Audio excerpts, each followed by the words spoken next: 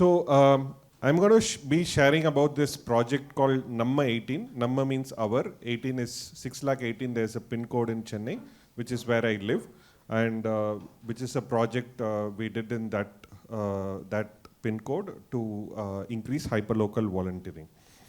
So what was this project? This project was an action research project to understand if hyperlocal volunteering opportunities were offered, will they volunteer more, right? The goal was to make everyone in the pin code volunteer. We wanted to understand what the baseline volunteering in that pin code was and see if we can increase it. So we did some search and we couldn't find anybody who had done it.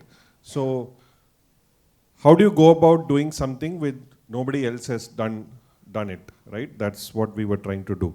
So we first tried to identify who else is there in the pin code, and we realized Chief Minister of Tamil Nadu was living in the pin code, and none other than superstar Rajinikanth was also in that pin code. So what we thought, within few days we hired a former Bhumi employee to lead the project, and we started mapping the entire pin code. Where are the streets, where are the flats, where are the schools, everything we did. We approached about more than 40 NGOs. Akshay Jain here was doing that. And we quickly hired 2 other team members and started doing all this outreach. They used to go literally street by street to do it. And we thought on Pongal Day, 2023, I guess, to launch this project, we thought we'll call, if it's so big, CM and Rajinikanth will definitely come. So 3 months later, we had scoped 1 lakh plus hours of volunteering by Bhumi itself. There were not a single volunteering opportunity from any of the partner NGOs. So then we decided, okay, this long-term thing is not so much working. So instead of Pongal Day, on Republic Day, we will launch it with 5,000 volunteers. So we started doing a massive marketing campaign. I don't know if you know any other NGOs who did something like this. We did this. We actually had boards on lampposts. We put no parking gates, no parking boards on gates. Like that whole pin code, there were so many boards like this. Some of those boards are still lying there. And we went to the extent, our marketing campaign, each type of board had a different number. If you come closer, each had a different phone number. We wanted to see which marketing campaign will work very well and all that.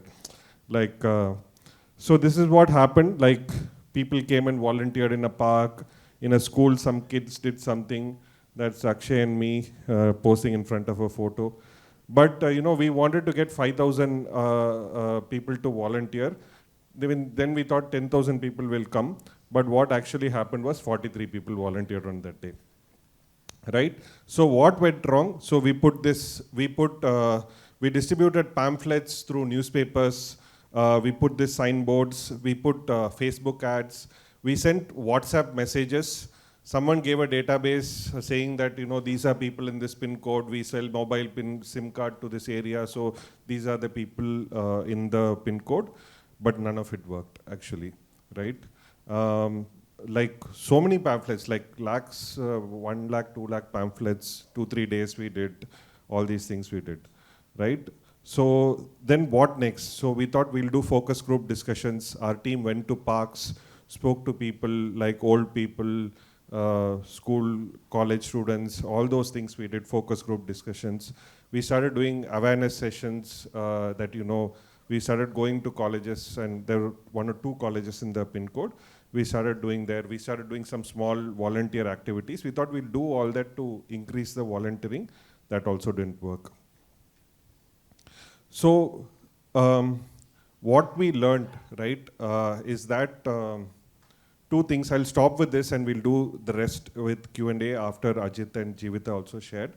The biggest learnings was that hyperlocal volunteering needed hyperlocal marketing also, which was not available. What was happening? We were sending these pamphlets through the pin code. The paper delivery guy doesn't respect the pin code. He will have his own sort of this thing. We found out all the people, but they were delivering everywhere. And there was no way, like through Facebook, you can target maybe doctors, something like that you can target, but you can't target a certain pin code. In the US you can, in India you can't. And all the databases, WhatsApp, all those things, it was not at all effective. It also needed an entrepreneurial leader. You have all been part of VolCon.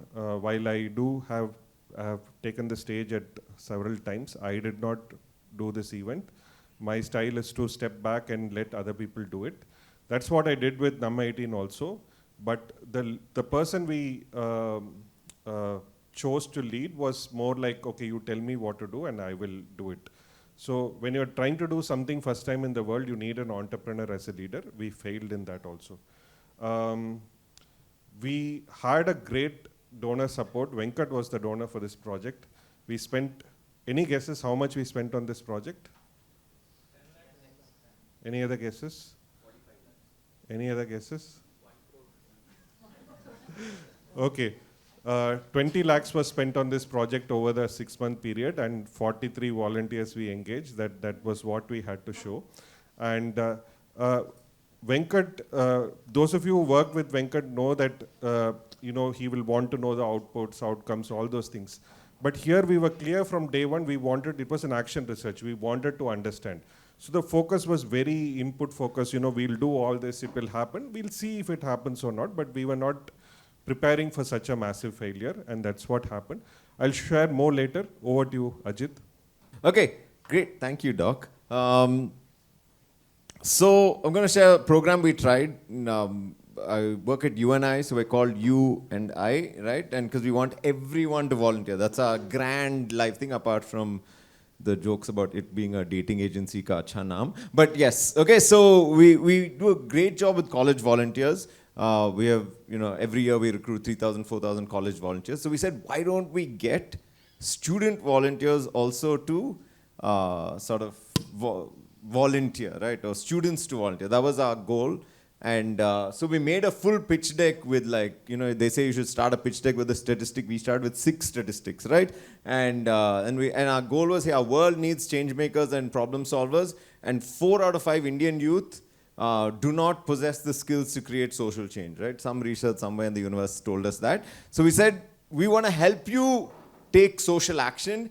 And, and 70% of kids who got upskilled to, take social action were upskilled outside of school. So we went to schools and said, why don't we upskill inside of school? We thought we were killing it, right? So we made this amazing yellow-colored PPT for them. And so we went to pitch to multiple school principals, right? Because we knew B2B is the way to go. B2C is very difficult to inspire a child because they don't have much agency to get up and do stuff like this. So we said, let's get the whole school to do it. Numbers also will be easier to crack, right? So what if schools could provide these skills to each student? And we felt like right time, right place, because CBSE also has started something called Seva, correct answer. Kiran knows it because Kiran and I both worked on this project, right? None of you all knew it. So, right? So they've started this thing called Seva where they want every kid to do 40 hours of engagement. We were like, right time, right place, and we are the saviors of all schools. We will give you all CBSE schools Seva for all your kids, right? Seva for all the people from South India means service in Hindi, right? Okay, sorry, that's a joke. So we said, hey, we obviously dream big. 1 million students, why not, right? Because India's you could drop in a bucket is 1 million students by 2030, because everything should be round figures, and 5,000 schools also. I'm sure if you do some math, it'll all figure out. So we said there are 5,500 CBSE schools across the world, no, in India, sorry. I'm sure we'll get 1 million students, and we even drew graphs like this, right? Saying, bahut growth ho jayega. Yeah, and we said every year what we're going to do, made a nice PPT. And eventually what we did was, we went to schools and said, hey, we will do social action workshops for you, 8 workshops, so 8-week program. And then we said, okay, the program needs to be sustainable. Now, schools are not going to pay you for it, stingy buggers, right? So we said, schools aren't going to pay for it. And we went to middle class schools, not low income schools. So we said, why don't we get the students to crowdfund? And they will, obviously will make your crowdfunding will pay for the program and so much more. And we thought, wow, amazing. So we did really good workshops within. As you can see, we're good at drama, right? And so we did really good workshops. After every workshop, student had to take an action, go do some volunteering type action, which was fairly easy to do, we thought. And then we had everything on an app also. Kid had to log in and whatever, web app types. They had to log in and say we did this, so we could track it, everything. So we had everything sorted. And so we took eight sessions we would do. Students would then crowdfund from week 4 to week 8. So we had 4 weeks to crowdfund with the kids. So we thought we're going to make millions. Can you imagine 1 million children? If they even raise 500 rupees each, that's 500 million rupees. You all are not excited at all about money, I can see, right? None of you all know anything about fundraising, right? So it's only volunteering, right? Not excited about that. Excited me. I was like, there's great potential for this program. They will create change and make money for us, right? So we eventually worked with 19 schools. I think 8 in our first year, 9 in our first year, and then we reached about 3,000 students. They did 13,000 hours of volunteering. They crowdfunded a total of 33 lakh, out of which maybe 18 lakh was from one school, right? A good international school. All the other schools, the average the kid was raising was maybe like 14 rupees or something like that. So, yeah, and then we hired part-time facilitators, right? Because and we had a team of maybe 2-3 full-time staff who ran the entire project, right? So, and we did about 1,500 sessions totally. Absolutely didn't work, right? This, if you look at this and say it is working, it was not. It didn't work, and what didn't work, I'll tell you very quickly. So one was schools didn't buy in. Every school we signed in first year, they didn't sign on in the year 2. And it's not because we weren't nice people. We're the nicest people, gave them report, nice to the principal, never fought with anyone. But for some reason, and we spoke right from founder, right? We found the founder's daughter of NPS and spoke to her. So she said, told her principals do this program. So we had like buy-in from top end, still didn't work. Principals also struggled to fit us into their curriculum. That was a huge problem. Students were great in class. They loved this kind of energy in class, but they struggled with doing any kind of homework. We obviously had no idea about that. So, but when we actually got them to do it, after week 2, week 3, there was huge drop-off in student engagement. Kids went crowdfunding. That was a major problem. So we didn't know how else to make it sustainable. Apart from like Nilankani and all, nobody else really cares about civic action and wants to fund at least big time. So I know CSR wouldn't fund it. So where do we find funding from was problematic if kids aren't able to raise that money. And operational challenges, like school wasn't able to find a thing, they would cancel classes on us, etc., etc. Few things like that. Parents were actually critical to doing crowdfunding with kids, but we had no access to the kid apart from the classroom. That was a major problem. Because if you want to run a crowdfunding campaign with someone, you need to be able to text them during the week, how are you doing, have you texted your friends, yada, yada, yada. And we didn't have that, and we didn't have parent connect or parent consent either, which the only people who I think have really cracked school crowdfunding is Fueler Dream, and he does that really well, right? And lastly is lack of systemic approach. Kiran, why did we put that there? No idea. I don't know. So just to appease the people who believe in systems change, right? So, but what I meant by that was, it was difficult to integrate into a school ecosystem, right? Because they already have a schedule for all 365 days of the year. So I obviously have a very long week. So 365 days of the year. So then it was very difficult to plug and play, right? So even if we said we'll come into 8 sessions, they were struggling to find 8 sessions, and they said, okay, do 4, do 2, and by the end we were not doing any. So yeah, that's what didn't work. Hi everyone. I'm not going to bring the entertainment factor that Ajit did. It'll slightly be a little bit more emotional. I'm Jeevita. I manage the volunteering vertical at Atma. Atma builds capacity for other NGOs through skilled volunteering, and we build knowledge, skills, processes, and mindsets for NGOs. Today I'm going to talk about some of our learnings and challenges from the Change Leader Fellowship, which we ran in 2023 in collaboration with IWT. So a little bit about the program is, there was a recent report that said for every employed member in the development sector, there are 2 volunteers who are available in the country. but we still know that the volunteering space is heavily underutilized, and even the roles that they usually have are operational and not aligning with the vision and mission of the organization, which means that volunteers don't have enough motivation to come back and keep volunteering, and not being recognized enough for their contribution. So we said we're going to attempt volunteering at scale. We are going to reach out to 10 different NGOs, place one fellow in every NGO, and attempt 1 lakh volunteering hours every NGO in 1 year, with the hope that 50% of these fellows are going to get absorbed into the host organization at the end of the 1-year fellowship period. We also wanted to build capacity of these NGOs in managing their volunteer systems, their retention, engagement, all of that. Yeah, sounds very nice, the 1 lakh volunteering hours in 1 year. And we went about it. We started with selecting NGOs. The criteria was that they're based in Mumbai. We didn't have any thematic area criteria. The NGOs had to submit a plan on how they were going to leverage this fellow to get to the 1 lakh volunteering hours in a year. And we also got the leadership of the NGO to give us their buy-in. Then we went on to selecting who the fellows were. Fellows also had to be placed in Mumbai.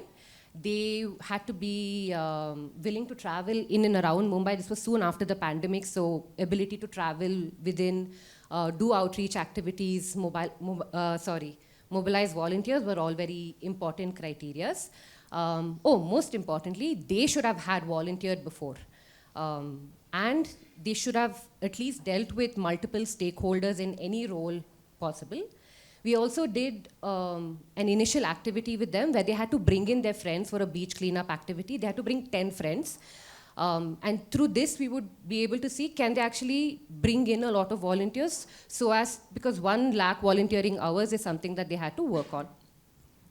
We started the program implementation with a 2-day boot camp in Mumbai where all the fellows were trained.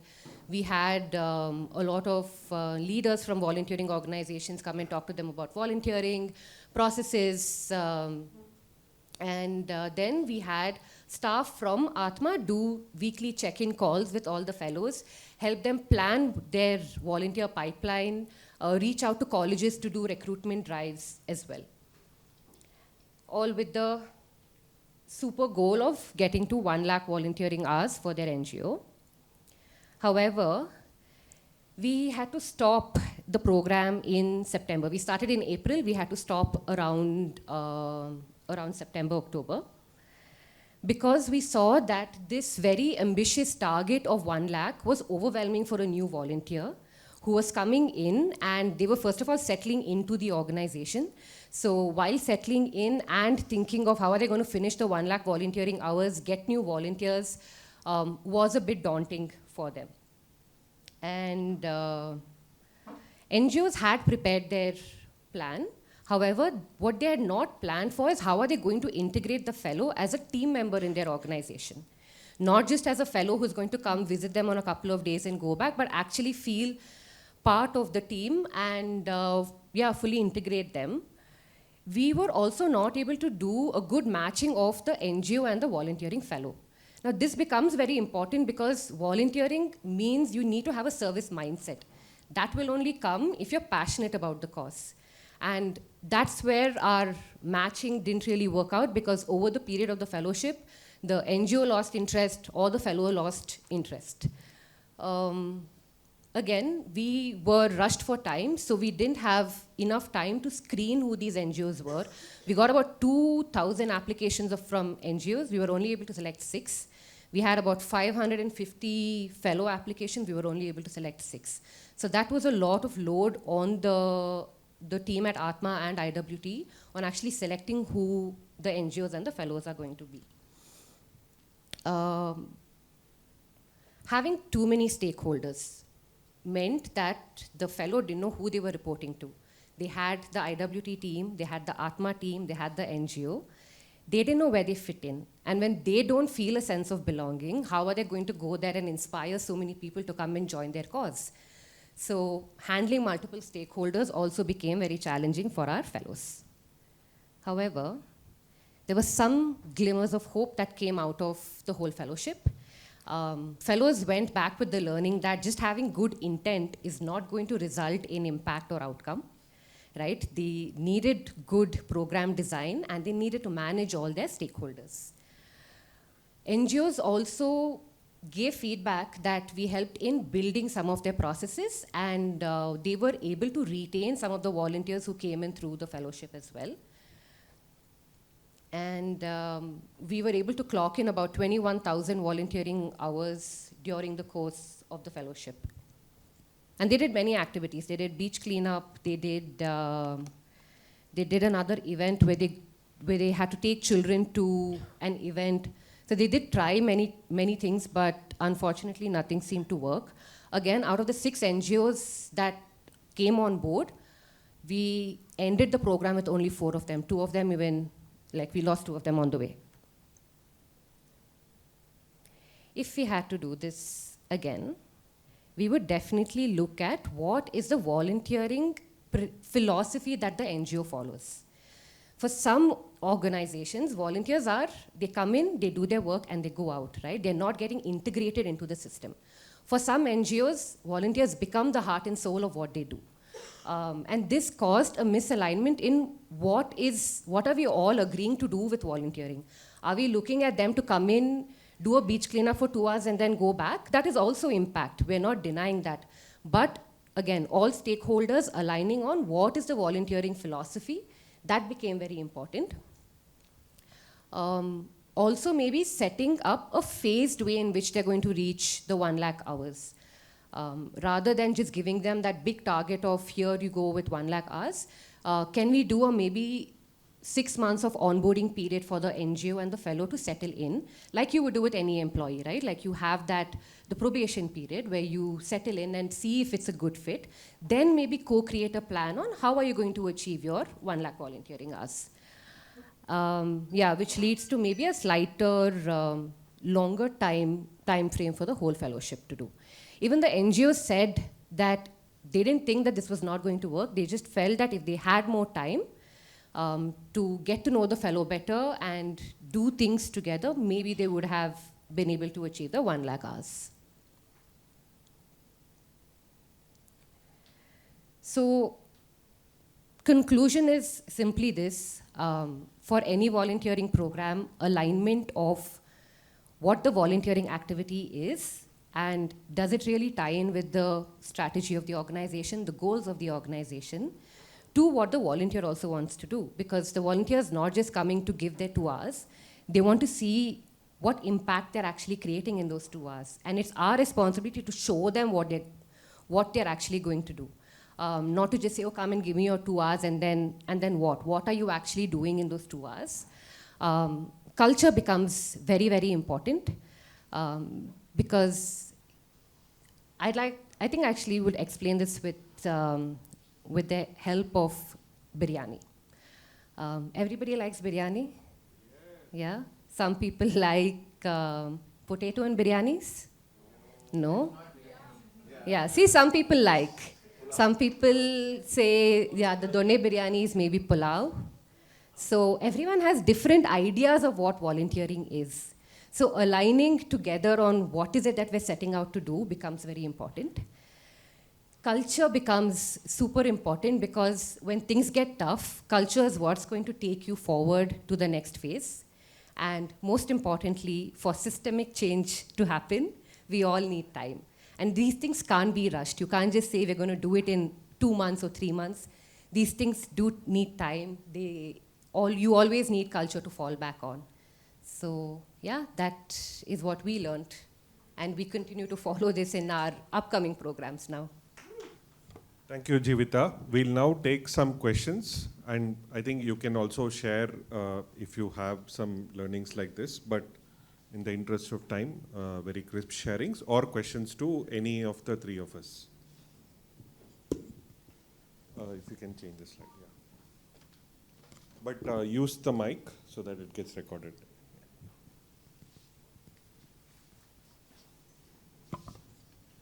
So in all the three failure cases that you guys presented, it was the really big number out there, which is very, very common across all the boards. So I want to ask this again to all three of you that your organization will also be running programs that don't have such big goals. Now, do you think that this is the big scary goal that makes it a difficult thing, or do you not talk about the other failures because they're not such big failures?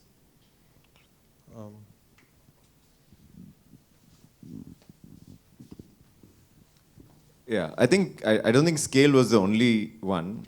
We always, like from day one when we were at 5 volunteers and 5 friends, we said 1 million, right? So, so for a program to succeed, we take 3 parameters. It should be scalable, it should be it should be scalable, it should be sustainable, and it should create impact. Those are our 3 metrics that we use. We saw the scale, we could see this potentially scaling. We couldn't figure out a sustainability model. We couldn't figure out who would fund it and how would keep it growing and how to keep it, even at that stage, we didn't know how to make it sustainable. We could see some impact on the students who were volunteering. So based on those 3, we kept having our discussions and saying, working or not working. So scalable, sustainable, impactful were our 3 metrics.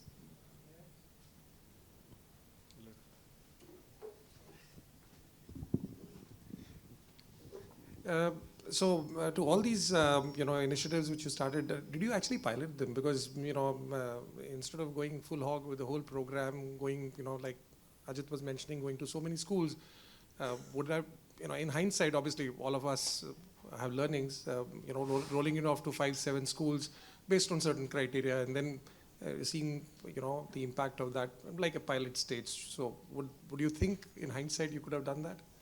I'll share how ours was different.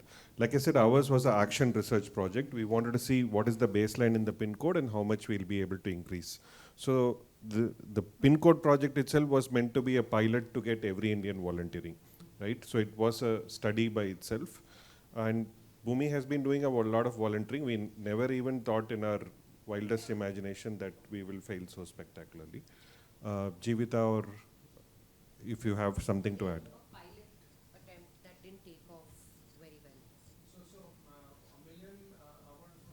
A lakh over a year. A lakh over a year was Yes, a pilot. was a pilot. So eventually you would have rolled out that lakh to multiple more geographies, is what you're saying? Yeah, because we seem to have got a lot of applications from other cities. Okay. Apart from just Mumbai, but So then my quick question to you would be, how did you come up with that magic number of 1 lakh? I think it was through the Every Indian volunteering, we wanted to achieve these big numbers, to be very honest. Okay. Just I think it's not lakh, it's 1 lakh per NGO. So it was 6 lakhs. Just adding not necessarily a failure over here, because 2 of your Atma fellows we recruited and we were very happy with them. Yeah. I know of 2 other fellows who went to other corporates in Mumbai, and again, they were happy with them. So probably it's about the definition of the success. Was fellow the success, or was 1 lakh hours a success? Was NGO volunteering the success? So probably somewhere over there we need to modulate what success is. Your program was, I think, successful in a different metric. Very true. Yeah. For us, the first year we did try 6 or 7 schools. Every school we went, we said, okay, we identified 7 schools and we said, let's try.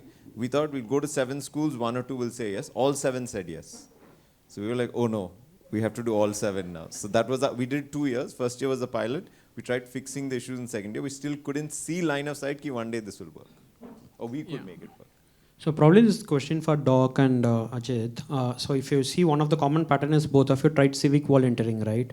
And typical problem being the sustainable piece of it. How do you, most of the civic volunteering is now subsidized model. You raise funds in some other model, you fund it, right?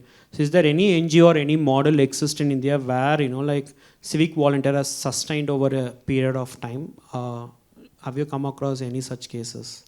One thing is, we didn't do only civic volunteering. We had extensive volunteering in schools. Our detailing was so much.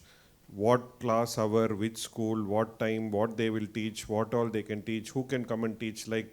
Without going and speaking to, before the marketing campaign started, 3 months we did a lot of prep work, and it didn't have necessarily the civic alone. I think civic sustainable, I think in some ways Bhumi is doing it. It is not as an organizational model, but more like a movement model, where volunteers are deciding what to do, volunteers are fundraising for whatever they are trying to do. That way, it has managed to keep growing. And I'll also share towards the end about, based on this, what we have decided to do. But Ajit, do you have an answer? Robin Hood Army. I don't know if we count what they're doing as specific, but I think Robin Hood Army is at least one that comes to mind. Any other? And I would say Robin Hood Army is also a movement model. They are no one is full time. They don't raise funds for the organization, and it's completely through volunteer energy it's doing. They have some tech and all that. I don't know how it's funded, but I would say more towards a movement than an organization. Yeah. So I wanted to ask that when do you realize that something you have started is falling apart or failing? Like whenever you start something new, for a good amount of time, you would be thinking that because it's something new, let's keep pushing it, let's keep learning and implementing. But when is the time you realize, no, this is not happening? Like, let's stop it. Cool. So we broke it down by those three things, right? Sustainability, scalability, and the impact. And we couldn't see a long-term progression of it, essentially. And we sort of let it fester for a while, and then, okay, I guess we failed. So I think in 2 years, at 1.5 years, we were like, oh, we are in trouble. And then it took us 6 months to break up. So, yeah. I think for us, the person who was leading it also quit. We realized that we needed a different sort of leader. So we decided that if we couldn't find a person within a certain period of time, because other employees were there, salaries were going, they were trying to do something. They were doing that focus group discussions, all those things. We couldn't find the type of leader we wanted to sort of lead the project, and we were willing to pay well. That's when we decided we will stop trying after that. Yeah, I think I'll mostly build on to what Karthi was suggesting, Ajit. When you went on to the students, were you more generic in terms of what the students would want to volunteer to than focusing on mostly to the community they are involved in, what they want to solve? Because one example I remember recently of his REAP benefits, they do something called Solve Ninja. Assam, they did a Jal Jeevan mission work. I think it worked so fantastically. Two things I stood out for me there was one, so common and attached the problem is, and also how they were making the students work out, spreading out, putting them as, change makers in the community. Would that, if you revisit and then try and then really go into what students want to change, if you identify, will that work, is my thought. True, yeah.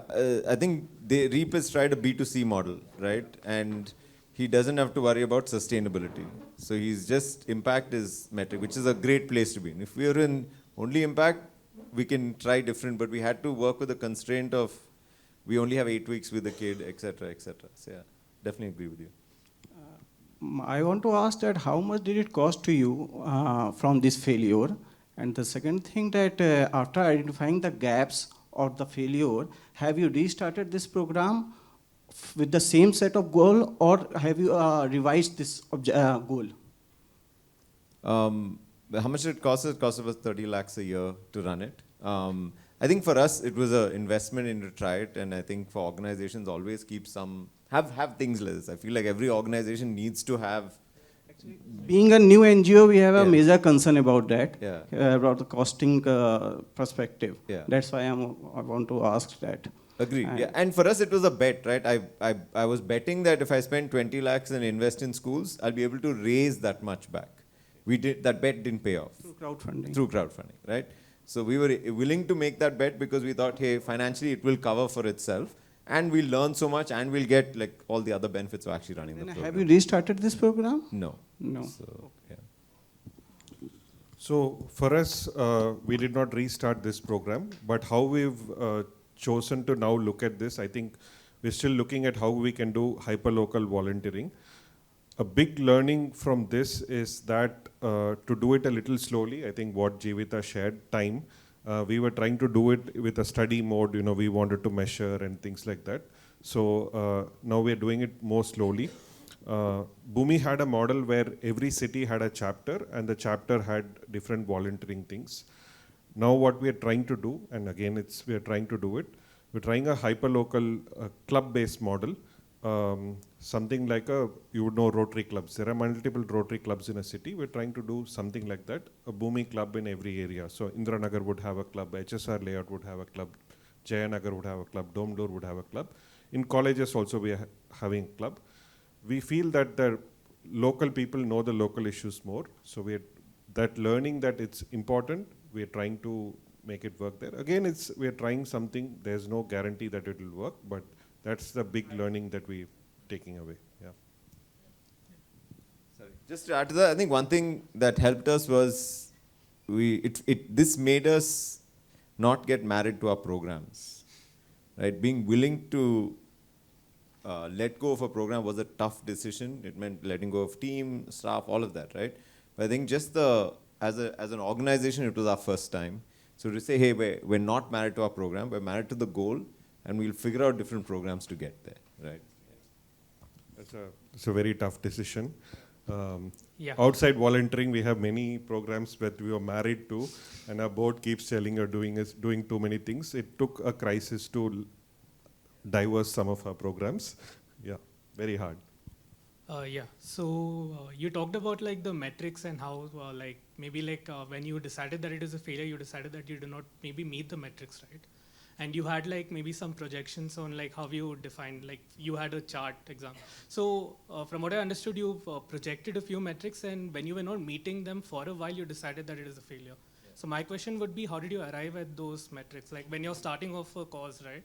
How do you like try to figure out what the projection of the metrics could be? I think the money also didn't make sense. No, they were spending 30 lakhs a year and they raised only 33 lakhs. So it was not sustainable. That's what he said. Yeah. How we make metrics is very simple, right? Like in Excel, you can draw straight lines, right? So as long as the lines in the yeah, go for it. Kiran will tell you the actual answer. Yeah, so we did look at those metrics. Now, what you saw, the first part of that deck, that's a sales deck. That's us going to schools and saying, "Look what we can do," right? But the harsh reality of it was that at the end of that year, we had 0 renewals. Right? No school wanted to come back and do this again.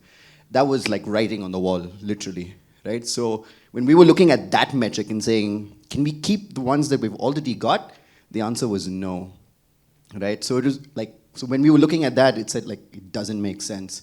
So there's a very different sort of metric that you use for a goal or for a sales deck than one that you use internally to assess whether your program has had success. And so when we were looking at that, it didn't actually make sense internally for us. And yeah, so then we sort of decided to call it that.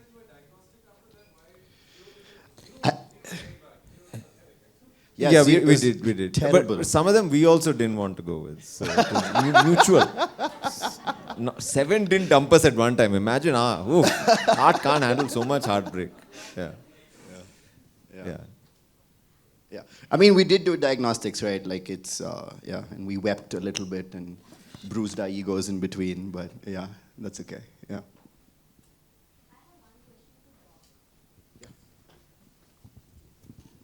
Doc, you mentioned that this person who was leading Number 18 had quit this program, right? How do you work on this morale of the employees when they are quitting? And this might have maybe affected the morale of other employees and volunteers also, especially for org like Bhumi, and when you're doing it in your own place, like Number 18 is your pin code, right? So how do you handle that? How did you handle that? And did that really affect the overall morale of the org? This was a separate project by itself, and the person who quit was obviously, he was also affected by it. I also made some mistakes which contributed to his quitting.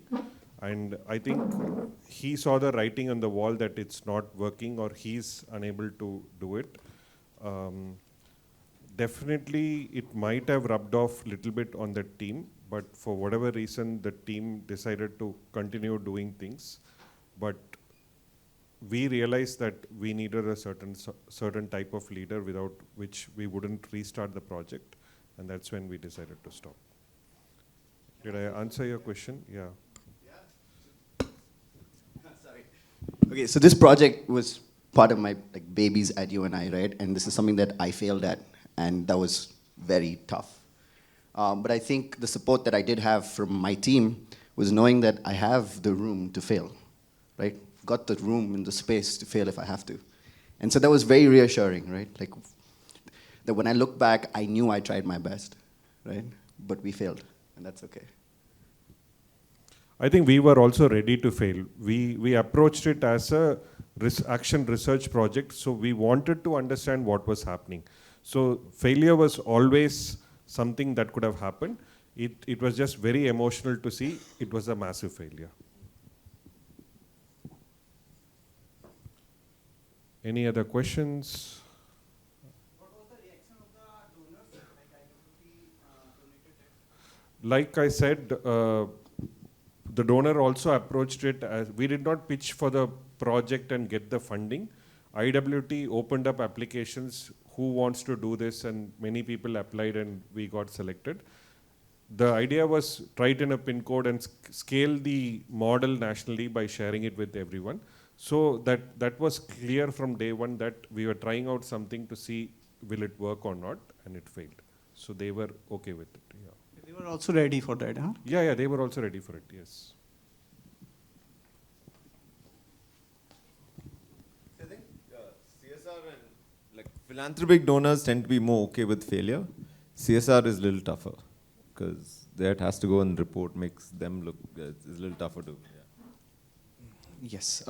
So again, it sounds like a gloomy but hopeful affair in terms of how it's going. So again, I think in terms of the NGO sector, I mean, with what I've seen, there is always a hesitation to take risks, and because of course the rewards are not always there and the goals are not always met, and for newer NGOs, as someone pointed out, there's no space for it as well, right? So how do NGOs kind of assess on how to take this risk? And I guess some of these metrics, some of these planning and what you mentioned in terms of ACT and all of that things that are part of it. But as a founder group or a leader group, like what are some things that you think that people need to take care of when they're taking risks? And because we all have to take risks at the end of the day, because otherwise you'll be just doing the same old things and not scaling. And if you're not scaling, then I mean, you're not growing as an org, and the impact will stay there. So how do you take those risks, and what do you plan for those as such? I mean, it's a slightly vague question, but that's the Cool. I think one thing is please take risks, yes. General thing. Two things as founders is I've learned not to act on every new idea I hear. Right? Especially when you come to some place, you're like, oh, he's doing this, they're doing this, hey, we should also start this. And it's like, oh, we should, it's like a buffet when you come to like a VolCon, right? After that speed dating, you're like, oh, let's marry everyone, right? So, but I think to be able to know, hey, what, like that, you draw your ikigai circles and have some framework. So for us, our framework is somebody needs to pitch and say, how are you going to sustain this? How are you going to scale this? How are you going to show impact, and does it align with our organization, right? Because there's a reason Karthi has cracked something, because he's got those 3 circles in place. There's a reason Bhumi has cracked something, right? So just cut, copy, paste doesn't work, right? So I feel like as long as you have some framework and everyone in your organization who comes with an idea has to pitch it with that, then it's not just what did he like, was he in a good mood when I shared the idea with him? It's beyond that, right? So I'll share a slightly different thing.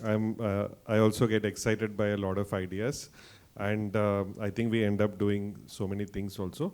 But I think there are a lot of failures in the sector also. I think one is I think we are not open enough to talk about it and share about it. I think that's why we are even doing this session. I hope we can share more failures in the next VolCon. Within Bhumi, every quarter we review all the programs. There's a failure spotlight where we share this. In fact, I prepared this for that only internally to share. So I think there are a lot of failures. I think more than what people declare and understand as failures, I think there is also a lot of mediocrity that gets accepted, and even outside of volunteering, we also have within Bhumi programs that we are married to and don't want to let go. It's going off in a slightly or very mediocre way, and we keep it going because we are married to it. I think there's a lot of it in the sector, and we need to be open about talking about it. And like Ajit said, it's not that CSR doesn't want to accept failure. Like we had people where we've gone and said it's there, but it doesn't look nice on their report also. So I think we need to empathize with them also, that how it will look for them, and see how to make it work. But I think the most even with a CSR donor, the transparency works to say that this is not working and things like that. Sometimes the donor will fund some other project, but if you're going to keep doing something mediocre, you will lose the donor. Last 1 or 2 questions, if there are anything.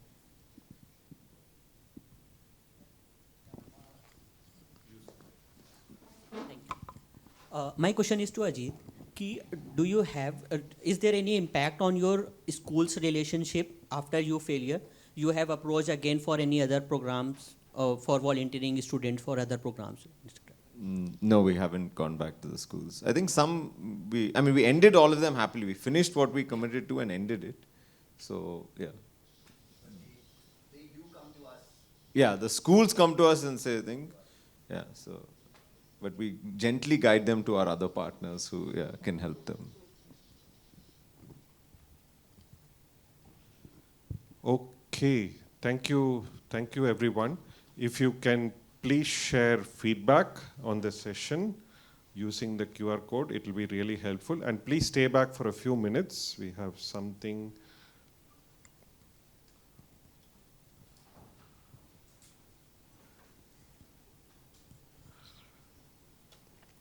Jeevita's photo is not here. Jeevita volunteered only a few days back, but thank you, Jeevita, for coming and sharing. Thank you, Ajit, also. I posted on LinkedIn, on WhatsApp, please come and share. So thank you for being very authentic and sharing this openly. Please share your feedback. And while this is going on, we would like to close out VolCon. I hope you had a good time. Where's the other mic? There. I hope you all had a great time at VolCon. We've been asking for feedback again and again. There's going to be a big feedback form coming. The big feedback form has only 2 mandatory questions, your email ID and a net promoter score rating. Every other question is optional. Please volunteer to give us detailed feedback. I am not I can't emphasize more. It's your feedback that is one part of making VolCon better and better. The other part of it is the last question, which is, would you want to volunteer to be part of VolCon next year? I think that's the other engine that has contributed to what VolCon is today. So I'll start by thanking them, the core committee, which met every Thursday at 8:30 for the last several months to make this happen. Aarti from iVolunteer, Harish from Tata Communications, Shankara from First Source, Neha from Bhumi, Neha Srivastava from Bhumi, Nivedika from Bigger Umbrella. I feel I'm missing somebody. Ashutosh from Humans of Volunteering. So I would first start by thanking them for Megha from India Welfare Trust, sorry. Yeah. Shankara is shared, First Source, yeah. So I think a big part of how VolCon was shaped was because of these people.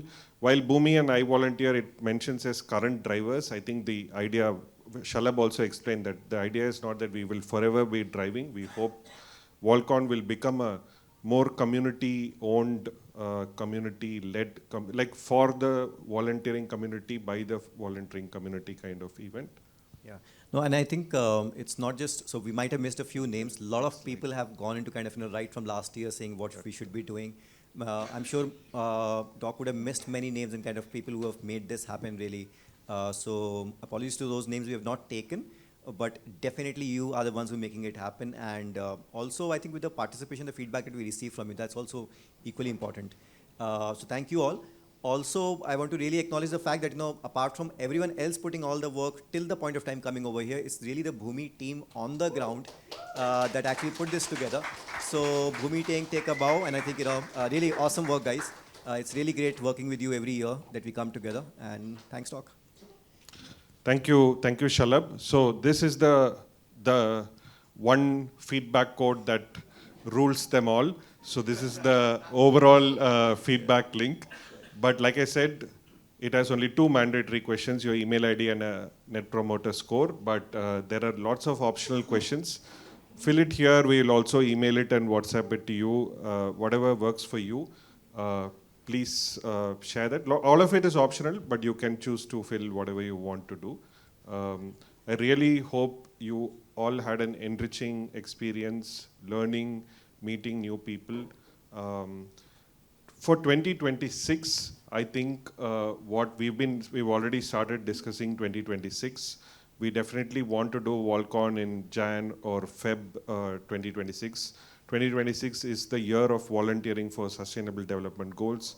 We definitely want to do something different, if not bigger.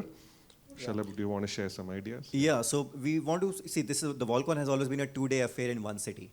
And round about between 100 to about 180 people that we've always engaged. What we want to do is next year, because it is obviously the global International Year of Volunteers for Sustainable Development, what more can we do? Should we go to more cities? Should we go to kind of more number of days? Should we have more participants? Should we actually have different tracks, probably in different cities? Should we focus on sectors? All the thoughts that we are kind of thinking of. Obviously, all of that is not possible, or any of that is not possible with just kind of Bhumi and I will be standing over here. If you want to do more of this, we need more of support. So if you have ideas, but more importantly, if you have ideas that you want to champion and kind of take it through, we really want to develop VolCon next year into something which is bigger than what you have known it over the years. So please do come forward. So we're open to people co-hosting it, doing it VolCon in your city. We've tried VolCon Plus events, which is like a TEDx format, short 20-minute talks on volunteering, including in regional languages. We've tried it in the past and started focusing mainly on VolCon. So we're looking for ideas like that and for co-owners in taking it and driving it. For example, can there be a corporate specific VolCon driven by a corporate in a corporate office for people? Today we had a great session hosted by Shankara, Harish and Harshit on, I don't know how many of you got to attend it. Something like that. Can we have more open conversations like that? So any idea is welcome. Ownership is welcome. Feedback is definitely welcome. Thank you. Thank you so much for spending 2 days with us and staying till the end. Thank you. Have a good year ahead. Thank you.